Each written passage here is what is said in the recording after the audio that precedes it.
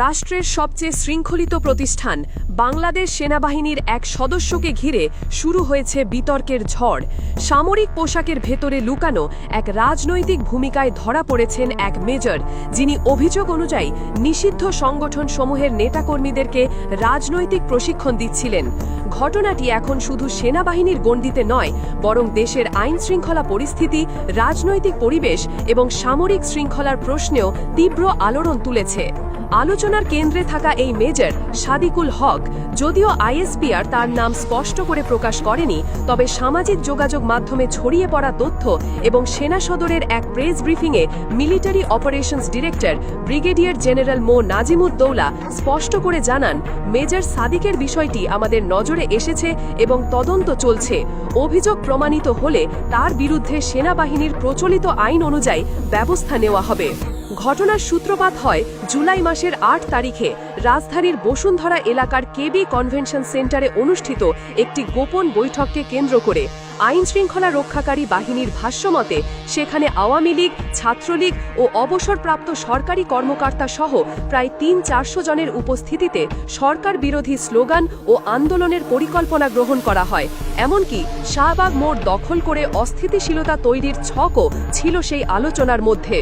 ওই বৈঠকে উপস্থিত থাকার অভিযোগে ছাত্রলীগ ও আওয়ামী লীগের নিষিদ্ধ ঘোষিত অংশের ২২ নেতাকর্মীকে গ্রেফতার করে পুলিশ।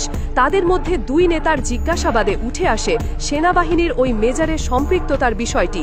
তখনই সেনা সদর সাড়া দেয় দ্রুত এবং ১৭ জুলাই রাজধানীর উত্তরার নিজ বাসা থেকে মেজর সাদিককে আটক করে সেনা হেফাজতে নেওয়া হয়। আইএসপিআর এর ভাষ্যমতে ঘটনার পরিপ্রেক্ষিতে একটি তদন্ত আদালত গঠন করা হয়েছে এবং প্রাথমিক অনুসন্ধানে অভিযোগের সত্যতা মিলেছে। সামরিক কর্তৃপক্ষ জানিয়েছে, পূর্ণাঙ্গ তদন্ত শেষে তথ্য প্রমাণের ভিত্তিতে সেনা আইন অনুযায়ী কঠোর শাস্তিমূলক ব্যবস্থা গ্রহণ করা হবে। একই সাথে আরেকটি তদন্ত আদালত গঠন করা হয়েছে তার কর্মস্থলে অনুপস্থিত থাকা সংক্রান্ত ব্যত্যয়ের বিষয়েও। এই তদন্ত শেষ হলে সেখানেও প্রয়োজনীয় আইনানুগ ব্যবস্থা নেওয়া হবে বলে জানানো হয়েছে।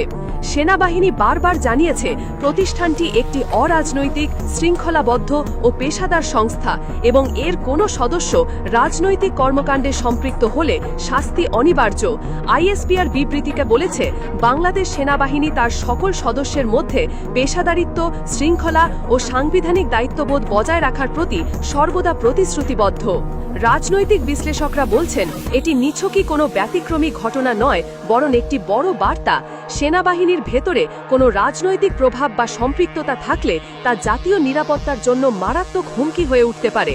আর সেই বাস্তবতায় দ্রুত তদন্ত ও ব্যবস্থা গ্রহণ দেশের সামরিক সামাজিক ভারসাম্য রক্ষায় এক গুরুত্বপূর্ণ পদক্ষেপ হিসাবে দেখা হচ্ছে।